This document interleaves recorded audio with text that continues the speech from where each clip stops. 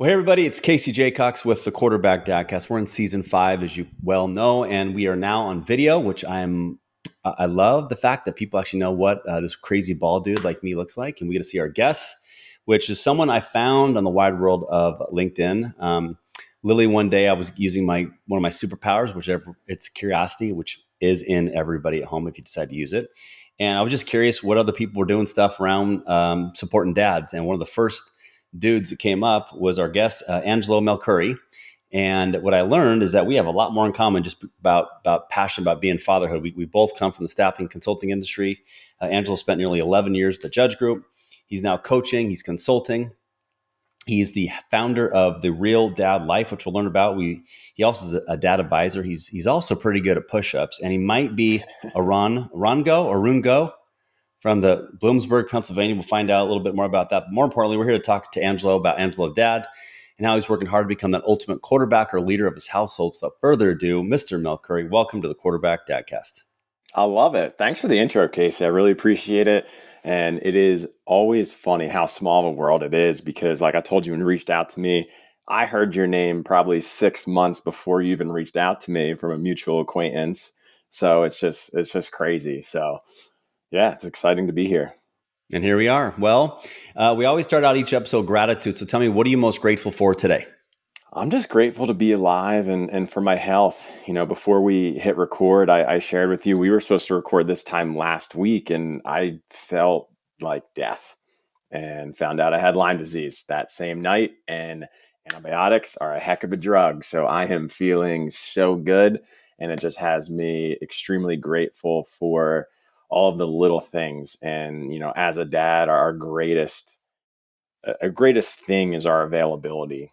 And I take great pride in taking care of myself. I work out and take care of my mindset, process my emotions and, financial, everything I do is to take care of myself and my family. But it's the little things I overlook sometimes, like being a man, just instead of sucking it up, I'll feel better tomorrow. Just maybe go to the doctor.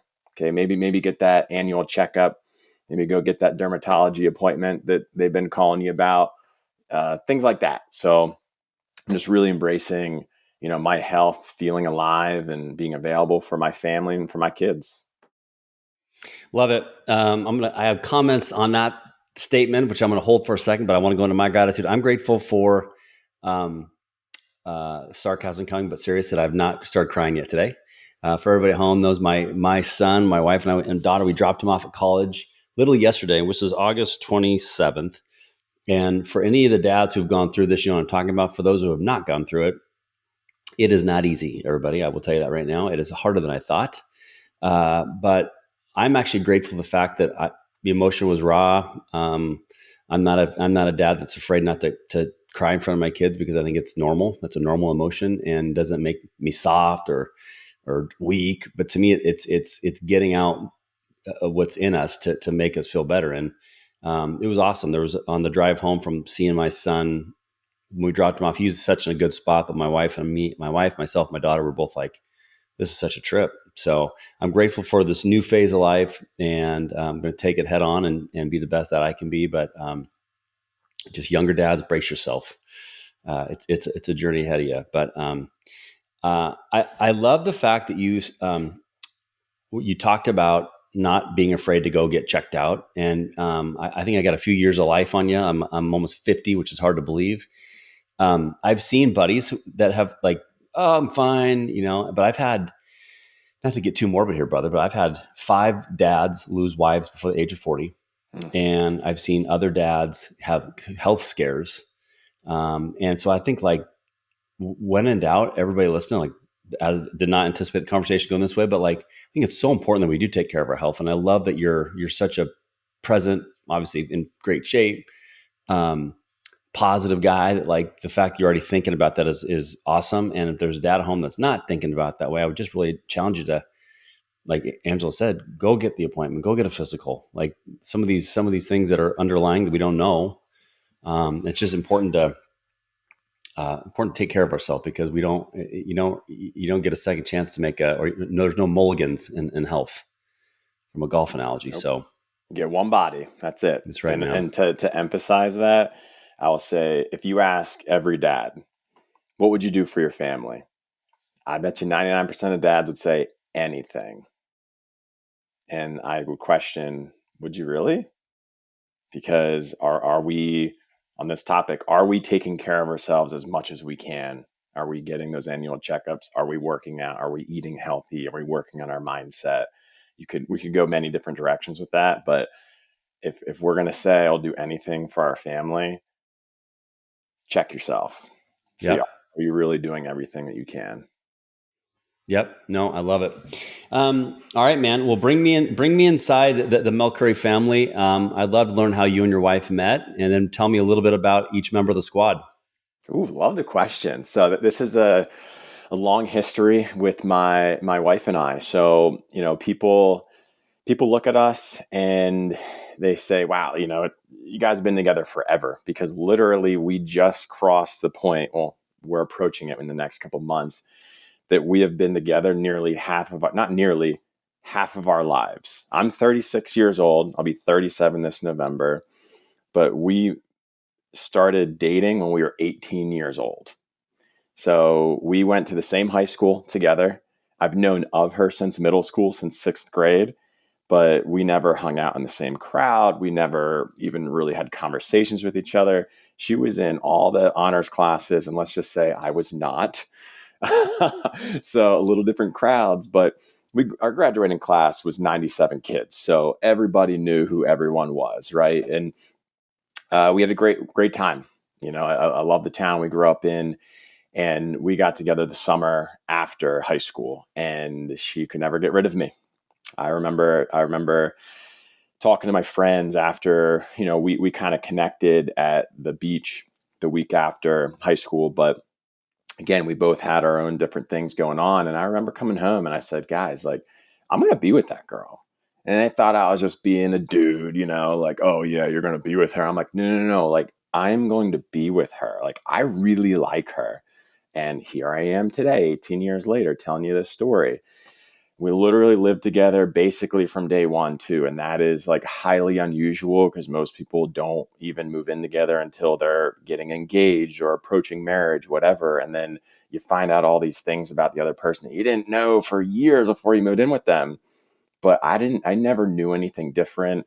We spent time apart, like geographically, because again, she was doing her studious thing. I wasn't in college. So I went a year longer than she did. Same, same bachelor's, but she went to Louisville for a year. So we spent time apart for a year, long distance relationship. She studied abroad in Spain for a semester. So we've been through it all, with our relationship and our marriage. We got engaged when we were 8 years dating, and we knew we were going to get married. So it wasn't a situation of me trying to figure it out, see how long I can let it go. We knew it, and all of our friends were getting married, and finally it was just a awesome time. We got married in 2014, so we just hit our 10-year wedding anniversary this year. Congrats. And thank you. So just the biggest thing that's kept us together is that we laugh every single day. I mean, that's just the foundation of our relationship. I mean, we love each other for who we are. I can be fully myself around my wife. She embraces all of my, my quirks, and I'm a goofy guy, and I'm very unique, as we all are. But the more people get to know me, they realize like that I am different, and my wife loves that. And she's told me this many times, that she's like, you're the only person I feel like I can really be me, around, and I love that. So doesn't mean everything's been perfect. No relationship ever is. I mean, we've had to work on our communication constantly, because when you get married, you didn't marry a mom, you didn't marry whatever their profession is. Like, we evolve, so your relationship has to evolve. So we've gone through a lot of that. But she's really helped me turn everything around. She's been my rock, my foundation of everything. I'm extremely grateful for her. She's incredible. And the kiddos, I'm a dad times two. I have a daughter that just went into kindergarten, so that was amazing. Just yesterday was the first day of school, and she just turned 5. So she's on the younger age for her grade, but she's ready. And it was just so cool seeing her. I told you before we hit record, just her backpack is almost bigger than her. She's a tiny girl, but she packs a punch, that's for sure. And my son, he's about to be 8. He was born November 11th. My birthday is November 13th. Best birthday present I've ever received. And he's going in the second grade. He's awesome. So both kids, if you saw them, they're mini versions of my wife and I. My daughter to my wife and my son to me.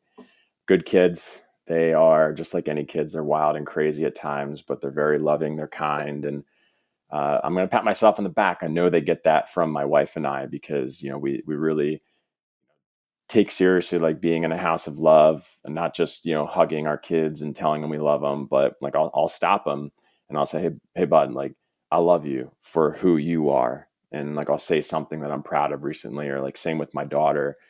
And it's just, we got a fun family for sure. That's awesome. Mm-hmm. Well, we continue to have things in common, dude. My wife and I have dated since 8th grade.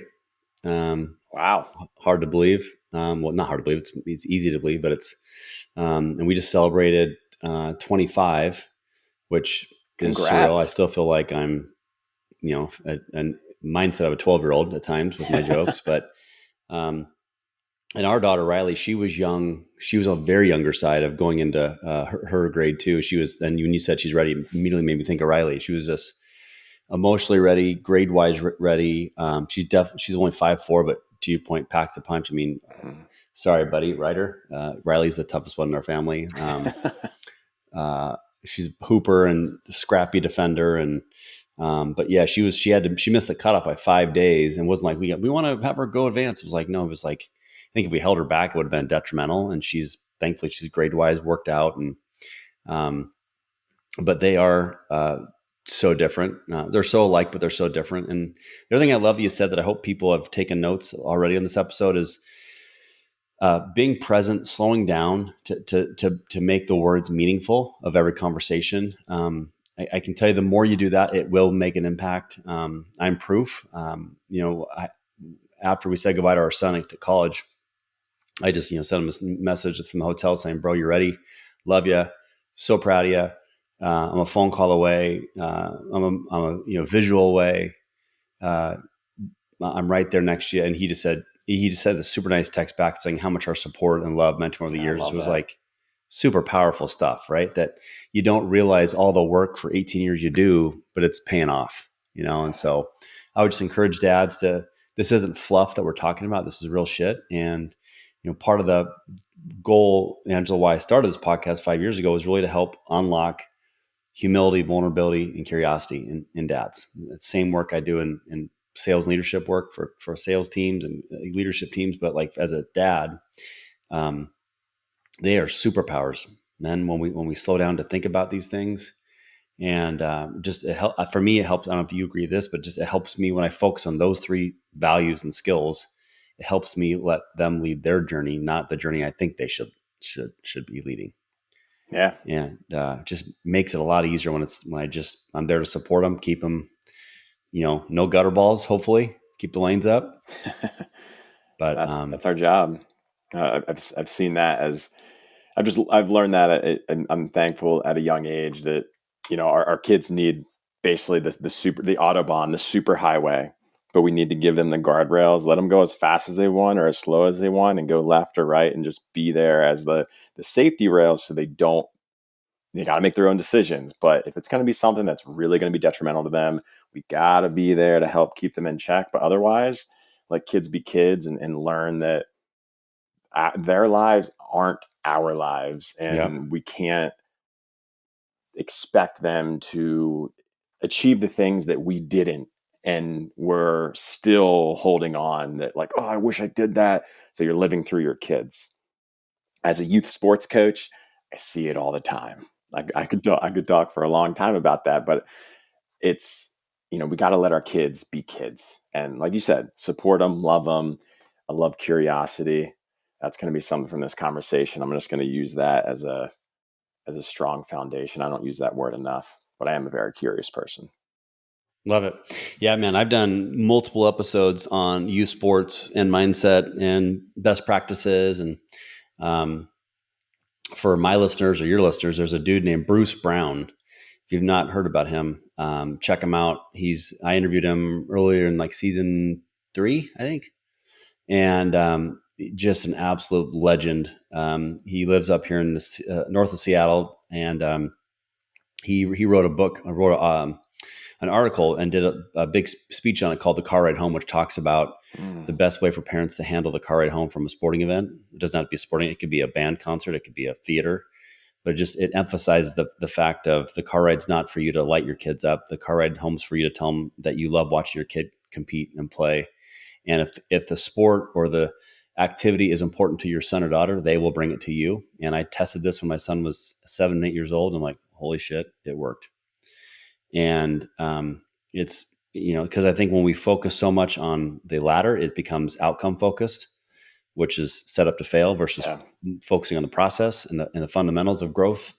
Because in the end, you can't always control your outcome, but you can control what you put into each activity, each movement, each effort. And so I would definitely, I'll link that in the show notes when this episode comes out. Um, all right, I want to put the car in reverse here, brother, and I want to go back in time and walk me through what was life like for you growing up, and talk about the impact your parents had on you now that you're a dad. Thought a lot about this over the last year as I've been just, going through my own expansion as a dad, as a husband and everything. So growing up, I honestly I never had the confidence that I had now. I was always the fun guy, the life of the party, get along with everyone, smile on my face, positive, but I never had that true inner confidence and, feeling of high self-worth that I do now. It was always that like fake it till you make it. Sure, I could get in the zone sometimes, but like I never really had it here. I never really felt that I was truly enough. And it's not because my parents didn't give me love or show me love. They definitely did. I can't pinpoint exactly what it is. I think, we all just experience life in a different lens, and we can take today and just view our past and just whatever lens we choose to. But my parents, I mean, they loved me. I mean, we were in a loving household. We said I love you, every day.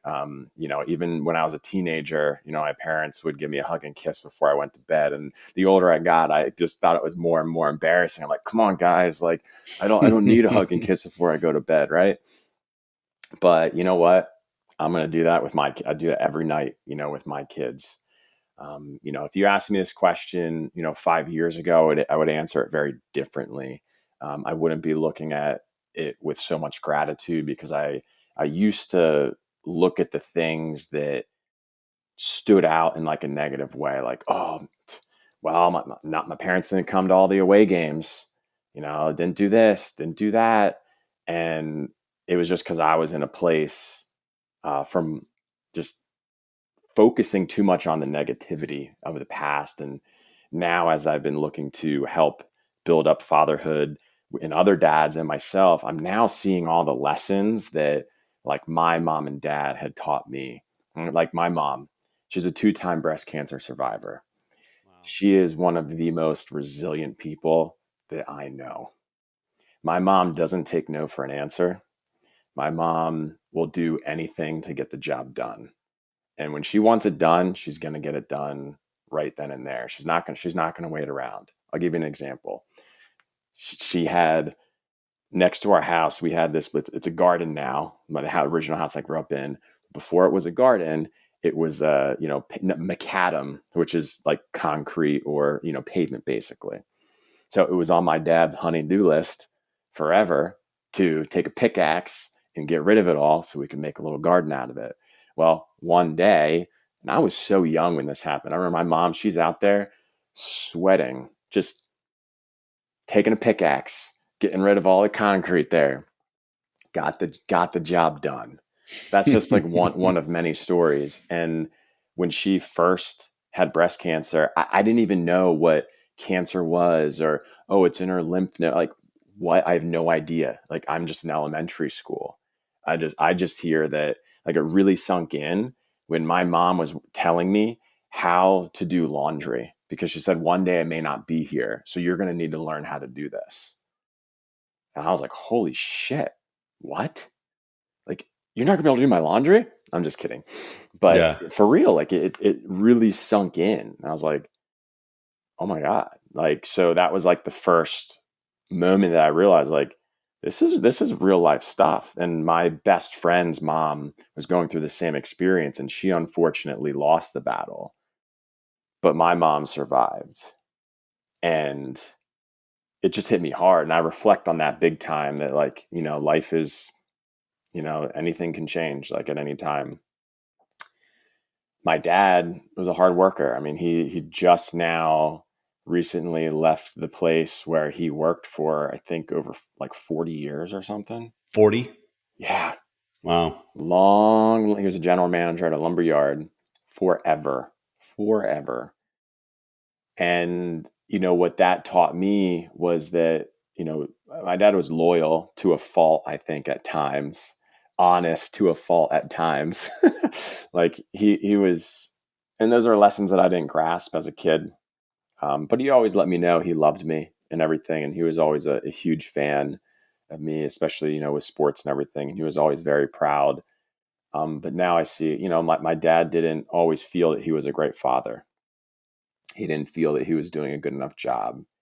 My oldest siblings are 8 and 9 years older than me. And I think he made some mistakes with them that he was trying to kind of recover from when me and my sister, who are only 2 years apart, um, with us. So I'd always hear from my oldest siblings, like, oh, you have it easy. You have it so easy. I'm like, what do you mean? Like, dad yells at us, right? Mm-hmm. And they're like, no, like it was different. So my dad and I now, we've had some really deep conversations, but it's only been possible because I've been looking deep inside myself, being vulnerable with myself, with other people. So now I can, look my dad in the face and just, thank him for all of the lessons. And one conversation he said was about how, he was sorry, like he wished it was different. Like we should be better, like in regard, if he would have done differently, we could be even further ahead. And I'm like, Dad, like I am who I am because of you, all the good and all the bad. Like I wouldn't change it. Mm-hmm. So please don't feel that way, because in no way would we be having this conversation now. So that's just to sum it up. Like, yeah, I had a loving household, but I also had things that I carry on as like trauma, because that's so it's that word's so relative to every single person. But we can let it define us, or it can just be part of our journey and just Mm-hmm. shape who we are in a good or bad way. And I choose it to be a good way, and it to be part of my journey and part of my growth, and how I'm able to be here having this conversation confidently and courageously and share it with other guys too, and know exactly what they're going through, because I'm going through it now myself. My dad's gone through it. He didn't have the resources that I have today, and I want to pass that on to other dads right now that have it. I can't help the dads really that are, 30 years my senior. They've already been through it. Hopefully I can inspire them that it's not too late to make a change. But I want to help, the dads with young kids right now, mostly like because they're in the most critical time of their kids' lives and their lives as a father.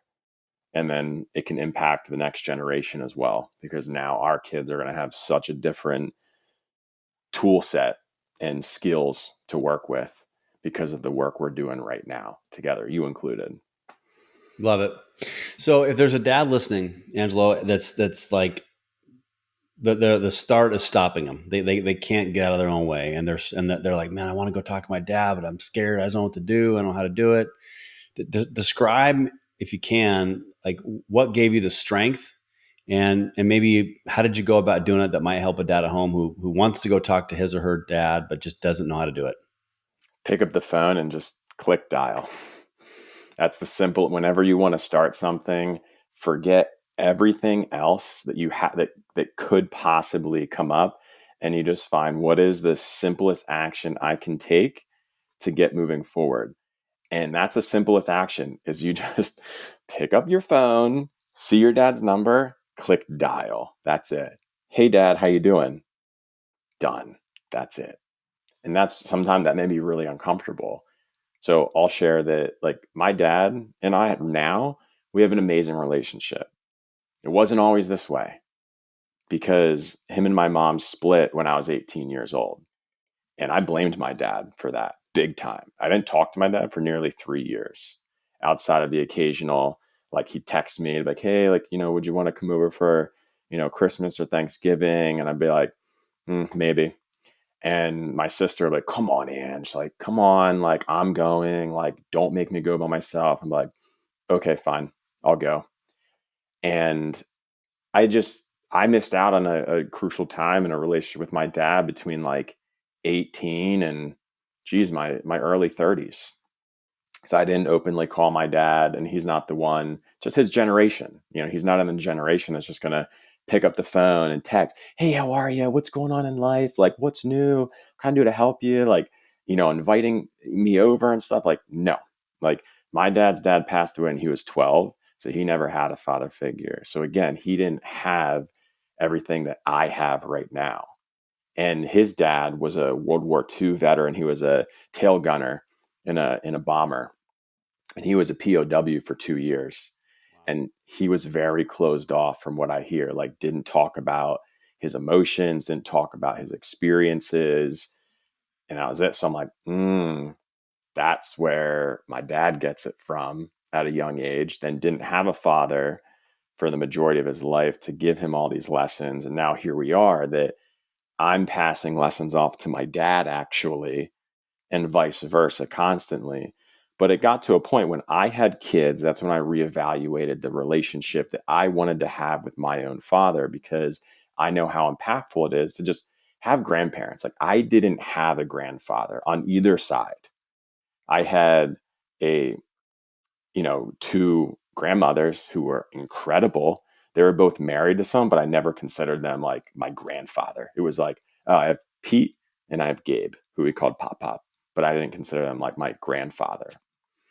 And I went through my own experience of, my low point with my mental health in 2021. And, when I was working with my coach through everything, she really helped change my life. I had told her, one of the early sessions I had with her, I said, look, I wish I had a dad that I could just call and just have a conversation with. I said, I don't have that. And there was a lot that we worked through on why I felt that way and what was going on.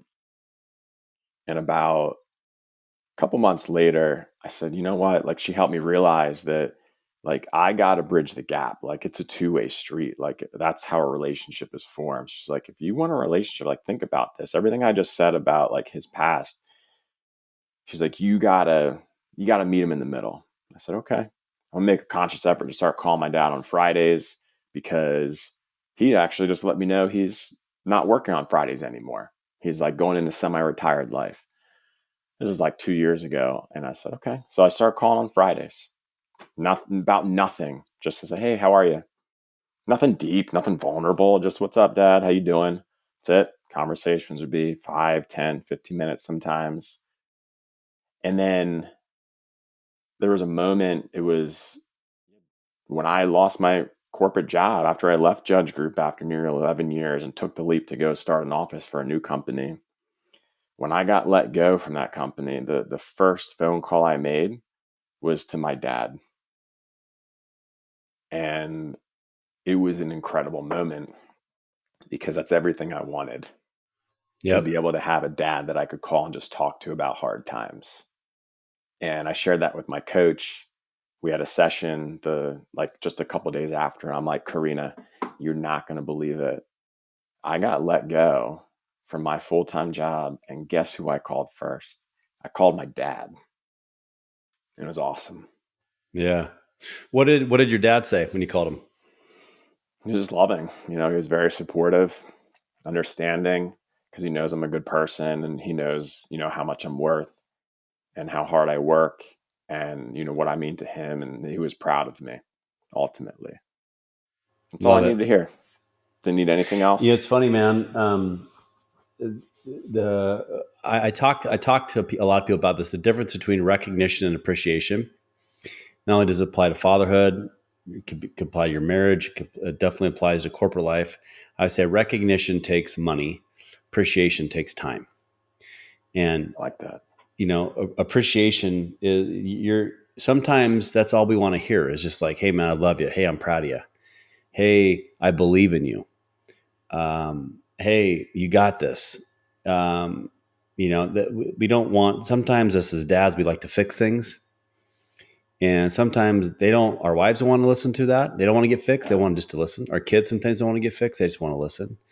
And I think what a cool story that, one, you went from maybe in your 20s and 30s, I'm going to read the defense here. You let me know if I'm wrong here. Mhm. Maybe your ego is in the way. You wanted to be right. You're trying to prove to your dad. And then something clicked. You said, no, this is not going down that way. And you chose the alternate, which is we can get out of any situation.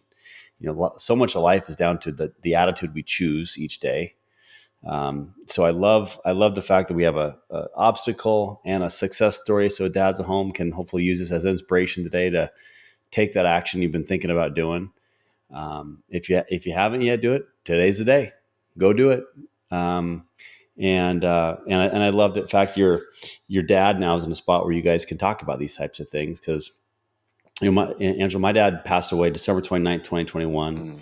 He had a rap sheet of health issues. He was a dad that never missed anything. All my games in college, almost bankrupting himself going to these shithole towns we'd play in. And then my parents got divorced in college. My dad went through a really tough time, kind of like just emotional. And then he got, just like I said, this health issues of, bipolar to back issues, diabetes, everything you can think of he had. And then I got to a point where I remember one day Googling caregiver burnout because I Mm. was literally it was me and my wife by ourselves in our 20s and 30s when my business at the staffing world was really, really ramping up. But I was also trying to be a supportive dad, be a supportive son and thank God my wife was an absolute rock. Um, but then, and then COVID hit and I couldn't go see him. So it was almost like an excuse. I could get a jail free card that I didn't have to go see him. And then I remember interviewing a guy on this journey named Tony Davis. Shout out to Coach Tony Davis. And I was talking to him about the dementia and he challenged me. He goes, hey man, he's in there. He's still in there. Your dad's in there. Go find him. And I was like, oh shit, why'd you say that? And then I had to look in the mirror and like I said, he's right. I could have easily let my ego get in the way, but I didn't. And I said, I'm going to do something about it. And I just made the conscious effort to start doing a little bit and then a little bit more. And then the last 6 weeks of his life, I saw him almost every day. That's And great. the dementia almost kind of went away at the end. And I went from a mindset of like, oh, I have to go see him. No, I get to go see him. And it was the best. And I was there, was holding his hand in his last breath. And Wow. season 3 of this journey of podcasting, every episode, I started with each episode with I dedicated it to him because during COVID, we obviously funerals were shut down here in Washington. And he kind of lost a lot of his friends during this like 15-year run in and out of like health facilities and mental wards and assisted living facilities. But I mean, to me, it was like the most peaceful ending ever. And I still talk to my dad every day. I think about him. Where my son's going to play golf in college. There's actually you can't see. There's a picture on my desk over here where it's my dad around me one of my last games in college, and it's near the one of the end zones near the field goal posts. And I was there, 2 days ago, just looking at it by myself.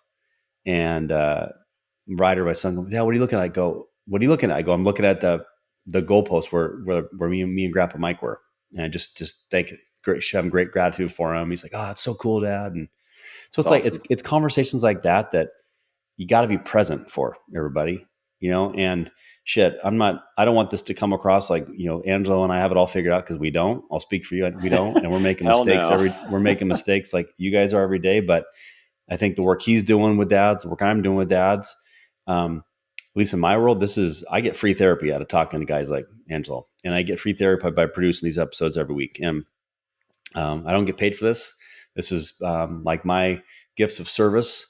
And maybe one day there'll be a sponsor that says, hey, you know what? You're doing some really good stuff. We're going to sponsor you. But that has not happened yet, everybody. So I'm here, doing this for me, but I'm also doing it for you. And I hope that if you are a loyal listener, you take time to take notes, like I am, and Yep. you think about ways to challenge yourself to get Me better as a too. dad. Yeah, there you go. I mean, so and it's funny when we started this episode, I told Angelo, I said, "Hey, there's no script. We're going to use let curiosity take this bad boy."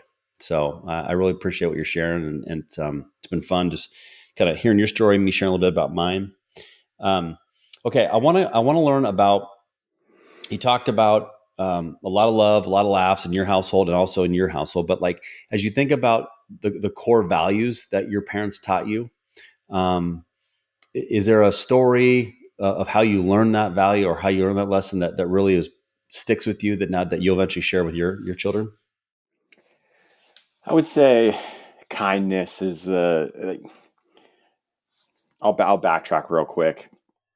You know how parent lessons work. The lesson's never clear until you actually live the experiences, and then now you're, say, current state dad, and you look back and you're like, oh, those were the lessons, right? Like I never got the specific talks that are like, okay, this is what I want you to learn about X. No, Yeah. it was just a way of being. So I'll give you a few examples. Right, I talk about loyalty as a value. So both my mother and father were extremely loyal to everyone in their life. My dad in particular, with again, he worked at the same place for nearly 40 years, had a lot of ups and downs there, but he was loyal, boom, to like again almost to a fault. And I'm that way now. Like I'm the company guy where just I let my work speak for itself. I'm not the loud guy that's saying, "Hey, look at me, look at my numbers, look how awesome I am." Or in sports, like I never talked smack. I was the guy that you better just watch me because I'm going to do my work and I'm going to do it. I'm going to do it in silence. Now, if you want to talk smack to me, yeah, expect a little back. And I'm going to work harder to make you be quiet. But I'm not going to use my voice to make you be quiet, right? I'm just going to work harder and be me. So loyalty was a huge one. Just good old fashioned hard work. Both my parent, like we had enough. I'll put it that way. But we certainly were not a wealthy family, and we weren't a poor family either. I would say we were firmly in like the lower middle class, where going out to eat was a luxury, right? We did it every now and then. Family vacations, yeah, it was a luxury. We did it sometimes, not every year, but we had enough. And both my parents just worked incredibly hard to make that happen. We grew up in a really small house, with four kids, and my up until my oldest brother, he was 18 years old. His senior year in high school, he's still sharing a room with me and my sister. So we're like 9 and 10 years old, whatever. He's sharing a room with us. Lots of stories about that are pretty funny. But we always my parents always talked about getting a new house, and my dad said, "Look, my mom was a stay-at-home mom for a long while, and he said if you want a new house, then if you go by promise, if you go back, full time, kids are older now, we'll get a new house." So what my mom did, she boom went and got a new job, and she was a secretary at church for like 16 years or something crazy. We got a new house. It was awesome. My dad cashed in every single favor from being the general manager at a lumber yard. So he got all the materials that cost and everything. We got a nice house, not a big house, but a new house. It was really freaking cool. But it wouldn't have happened without hard work. Yeah, my dad got home late every single night. But at least he came home and he was there. He was there for dinner. And that is the epitome of just hard work right there. And just general kindness. Like my parents were kind people. My mom and dad will just always do what's right, no matter what. Neither of them cut corners. Neither of them said or did anything behind someone's back that they wouldn't say to their face. They were just kind, and kindness is free. And Yep. now I see all of that stuff. And another lesson, I could keep piling them on, but my dad involved me in a lot of stuff around the house It could be anywhere from, hey, okay, my dad was come home with his case of beer. Hey, I'm going to show you how to put these in the fridge. You know what? I took great pride in putting those in the fridge and making sure the labels are faced the right way. Because now, if you look at my fridge, everything's neatly organized, labels facing the same way and everything. I don't drink anymore, but when I have even seltzer water, labels are facing the same way. It's neat and organized. So I do things the right way, because if you don't do it right the first time, like, when are you going to have time to do it right the second time? Yeah. So I do things the right way. And he'd involve me in chores, or not just chores, but we had, old house growing up, right? So there's always a leaky pipe. He'd bring me downstairs. I'd hold the blowtorch. When it was time to hand it over, I pass it to him, and I'm there just watching. So now I do that with my kids. All the things take longer, but hey, it's better to involve them at a young age while they want to be involved, so that maybe when they're teenagers, they'll still want to be involved.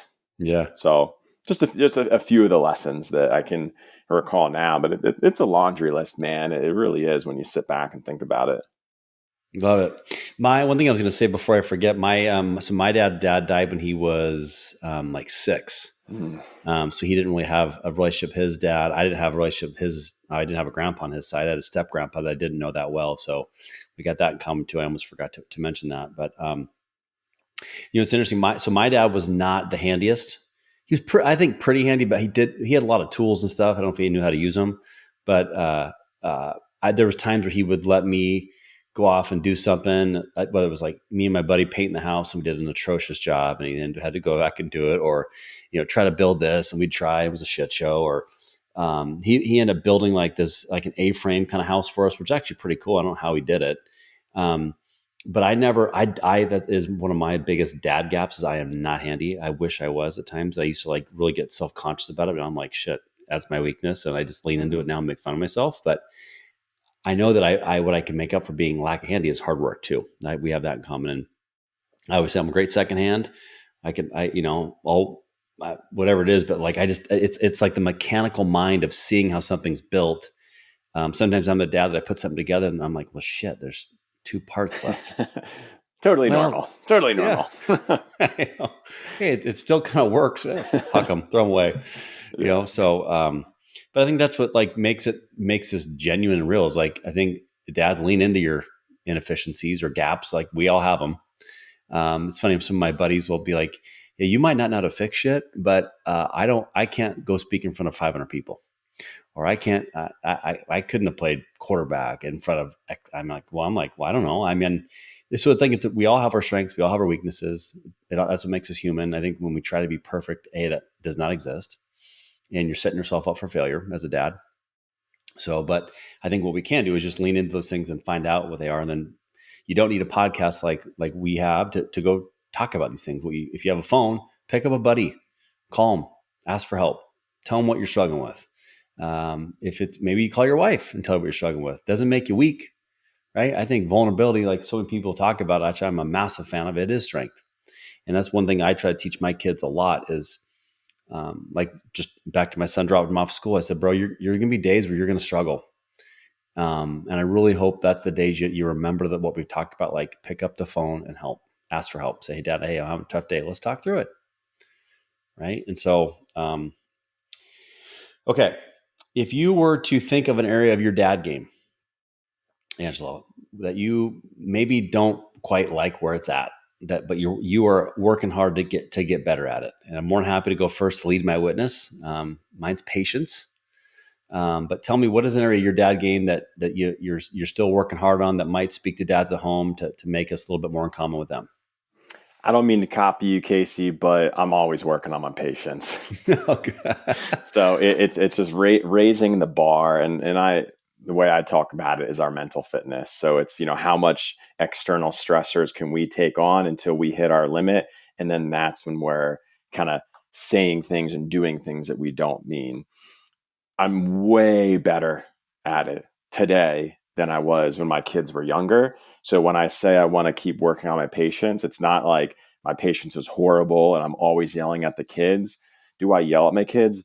Absolutely, I do sometimes. not all the time, but I want to greatly reduce the time that I do yell at them. And then I sit in that state of just the dad guilt, the shame for doing it, a little frustrated with myself because it doesn't serve anyone. So I'm always working on that, understanding that I'm not perfect. So when I yell at them, it's be quick to recognize that it's nothing that they did. It's all internal. And then I explain that to my kids in such a way that they know it's not because of what they did. They didn't make me feel a certain way. It's always something that I have going on. So I talk to my kids like they're an adult, and I just let them know what I have going on, that that's really what got triggered. And here's what we could do moving forward. So, example, last week when I was really, I was sick, down and out, my threshold was way down. So I didn't I wasn't holding back really, right? So, hey, kids, get dressed. Let's get our teeth brushed. We gotta, get to camp. Usually I can go 2, 3, 4, 5, sometimes 6 times asking. If they didn't do it on the first time, boom, I'm yelling and I'm, Snap City. frustrated. I'm getting them to, do this, do that. And I'm like, kids, like, you don't get it. Like, I don't feel well, right? And I had to, quickly apologize in those moments to say, hey, kids, look, I really don't feel well. I just need your help. I'm trying my best, but here's my limit, kids. And I'm up here right now. I'm way past it because I just don't feel well. So I really need your help. If I ask you to put your shoes on, get dressed, can you help me a little bit and just do that? So I'm constantly working on the ability to be patient and just be the calm within the storm, because it never helps coming over the top, which was an old pattern of mine. If someone's at, say, like a level 6, I always thought, I just need to go to a level 7 and I'll just, boom, I'll put this fire right out.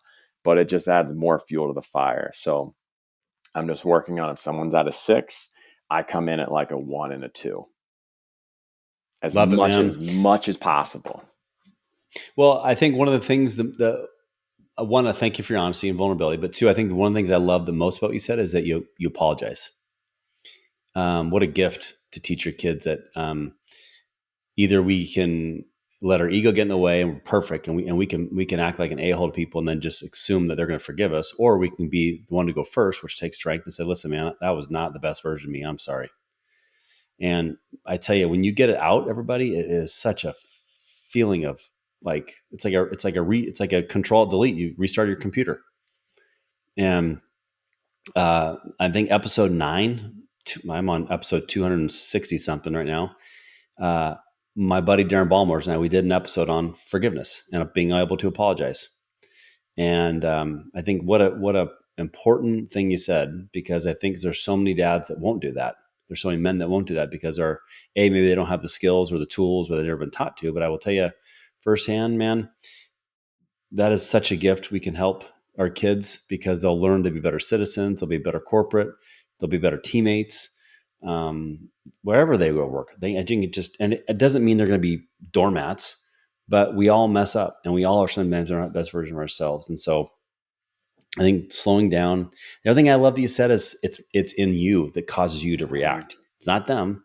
Something that they do triggers something inside of us that maybe we're holding on to a thought or a feeling, that then that just explodes out of us. So um, I love that you said that. Really good, really good thought that obviously triggered me to share that. Yeah. I got a quick story, if you don't Yeah. mind, before we hop on to the next thing, to just kind of like emphasize this point that Yeah. our kids understand, and they're like the ultimate truth tellers. So oftentimes when we get frustrated, angry, we snap, whatever, the feeling that you may not think these thoughts, but it ultimately comes from like, you're not feeling good enough in that moment.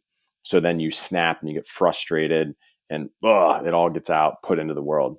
So I had this moment. I don't recall how long after I got let go from my corporate job was, but I fully made the choice to jump into entrepreneurship, do my coaching thing. And it went really well in the beginning.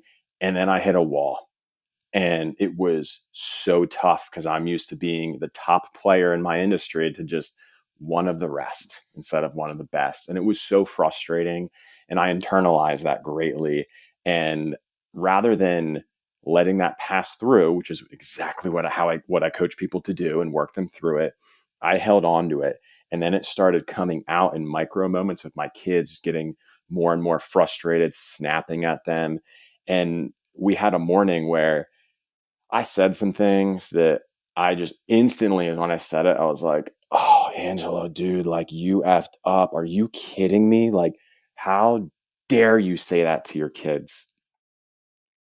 And I was in the kitchen and I was just beating myself up. I was like, Angelo, you got to apologize, man. Like, you got to own up to this. You know what's going on. Like, you got to apologize.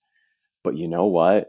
It really hurts to rip that band-aid off, to admit your faults, admit that it's you and it's not your kids, which are the scapegoat. They weren't getting dressed in time. They're the ones making you late, blah, blah, blah, blah, blah, all the things. And I knew it would be so much easier to just sit in that pain, which is what most guys do, and just not even think about apologizing. Just continue to be frustrated.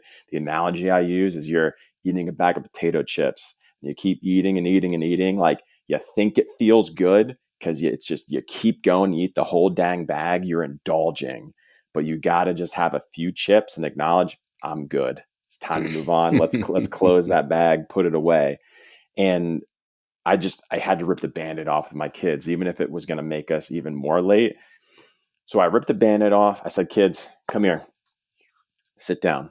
I had each in my lap, and I was very open with them. I said, kids, look, what just happened with me yelling at you? I don't want you to think that that's how I show my love. That is not true. What you just did has nothing that impacted what I said to you.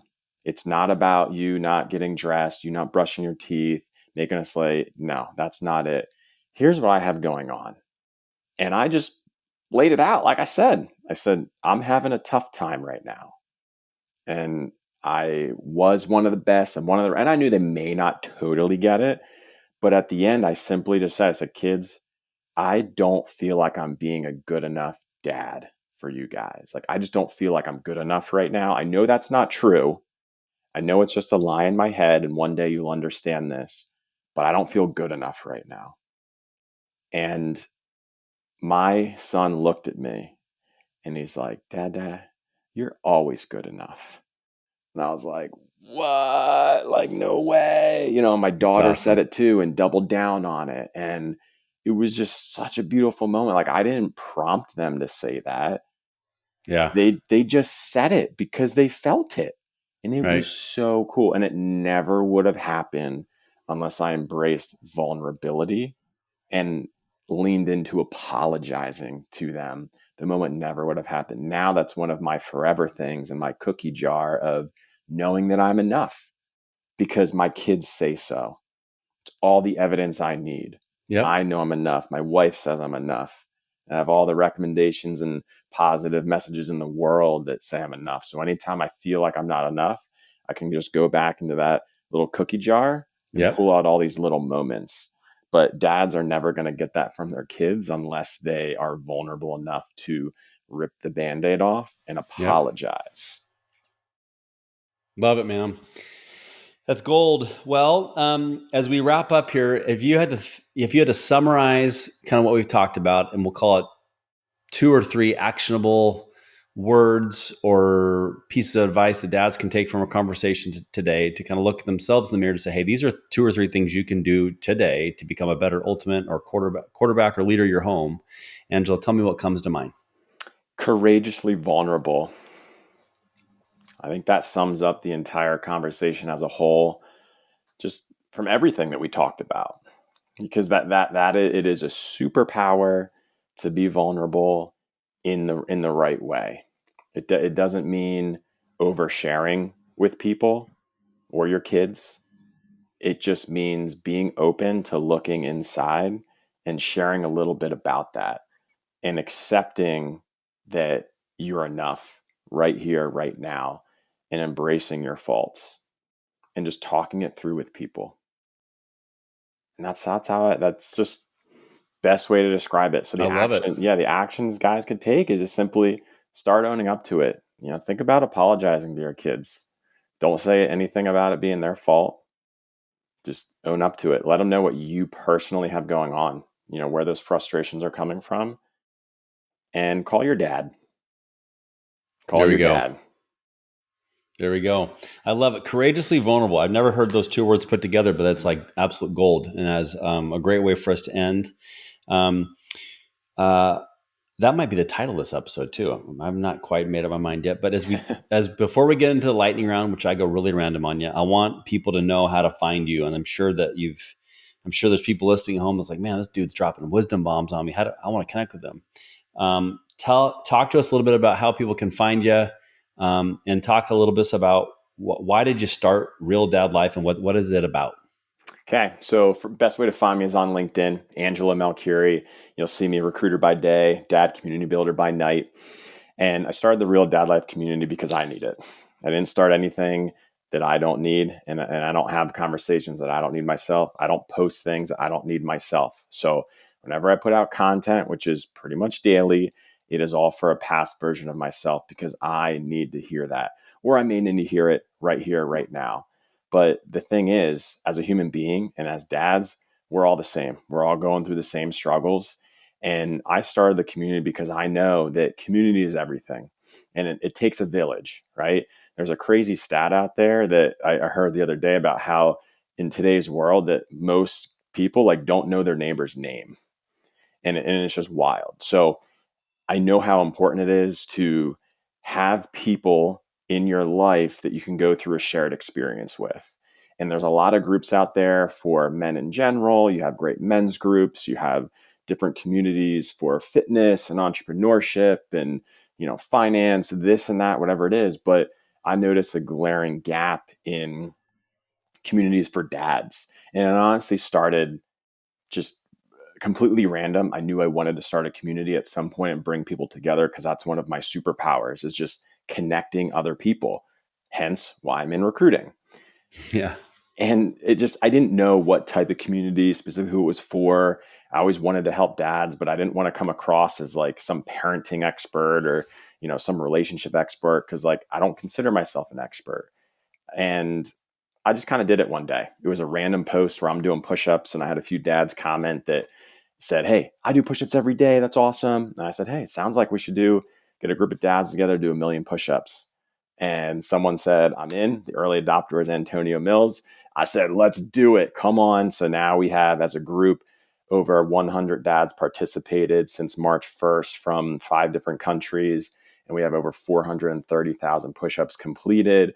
We host regular virtual meetups where it's just dads talking about real dad life. So that's the whole point. REAL is an acronym: resilient, engaged, authentic, loving. And I want to empower dads to just, cut out the traditional hashtag dad life, right? Where we're on the couch drinking beers, we're on the sidelines, like just talking about sports and stuff. Like dads need other dads in their lives to lift them up. And we need to do something to empower ourselves to just get those daily wins, build consistency in our lives, because with consistency, we get confidence. With confidence, we get energy. And with energy, we can pour it back into those that matter most, and that's our family. So that's the concept behind the push-ups. And there's a lot more that's to come with the community. I'm really excited. So follow me on LinkedIn, where we'll get all of it. I have a website that's in the make. It's live, but it totally stinks right now. It's therealdadlife.com.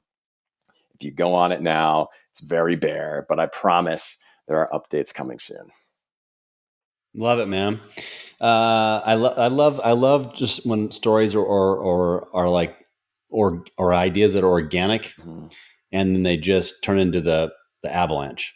And so congrats to you and your success. And I love that we have passion for creating better fathers around the world. And like I mentioned earlier, everybody, we're getting therapy out of this too. So I don't mean that to joke. I mean that with all sincerity and truth. That every episode I talk to somebody, it just slows me down to realize what is something I can do a little bit better today to become a better dad tomorrow, to set a better example for my son and daughter. I think everybody kind of slow down to take that mindset, man. It'd be crazy the impact it would have on the world. All right, it's now time to go in lightning round, which I show you all the negative hits of taking too many hits in college, not bong hits, but football hits. And my job, your job is to answer them as quickly as you can. My Okay. job is to try to get a giggle out of you. Okay, let's do it. Okay. True or false? When you do your push-up contest, you do them one-armed. False. Okay. Steelers or Eagles? Steelers, come on. Steel. There we go. Favorite Steelers player of all time is? Jerome Bettis. True or false? I was in Detroit to watch the Steelers beat the Seahawks in 06. True. True. Sucked. Okay. True or false? I wore a Troy Polamalu wig in a bar with a bunch of Steelers fans around me. Sounds true. True. Yeah, that happened. If I was to go into your phone right now, what would be the one song that would shock the dad community that you listen to? And Andy Grammer, Keep Your Head Up. That's what I've been playing that every day for like 2 weeks. Okay. If there was to be a book written about your life, tell me the title. Courageously Vulnerable. Boom. Love that. Okay. Now, Courageously Vulnerable is crushing it. Everybody's reading it. Their airports are sold out. No one can get copies. Amazon's like run out of ink printing so many copies. And now Netflix is going to make a movie about it. And I didn't know who was going to star you now that you're the casting director of Courageously Vulnerable. Justin Timberlake. He's the man. Dude, I'm a huge Timberlake fan. Have you seen him in concert? No, I haven't. I just love Unreal. the dude. We and my probably about your age. I saw him in Vegas, and he went for like 2 hours and 45 minutes straight, no breaks. It was insane. It's awesome. He's funny. If Timberlake, if you're listening, bro, we could be buddies. Like, I love to golf. I love to laugh. You're a better dancer than me. Probably can sing better than me. But I think maybe you like Angelo till the three of us. Let's get together, play some golf. Sounds fun to me. Let's be real. I'll send it to him. Okay. And then last question. Tell me 2 words that would describe your wife. Beautiful and funny. There we go. Lightning round's over. I think I giggled at more of my own jokes or puns. So I think I'm going to give you the dub. Angelo's been a blast. You got a couple jokes. There we go. A few laughs at him. This has been a blast talking to you, a blast learning more about you. And again, I love that we had 0 script. I had a few frameworks where I was going to take the conversation, but I let you guide us, and you were courageously vulnerable today. And it's a fantastic conversation. I feel jacked up, ready for the day. And I'll make sure everybody, you can connect with Angelo. We'll make sure all of his links are connected in the show notes. And as a reminder, I want to thank our sponsors who continue to support us. I want to thank all the dads who continue to listen. If you're a dad and this is your first time listening, make sure you forward the episode, take time to leave a review. And if you don't know about Angelo's work, go follow him, join the Real Dad Life, be a part of his community. But I just want to say thanks again so much for spending time with me today. It was an absolute blast. Thanks so much, brother. Yeah, thank you. It was an awesome time.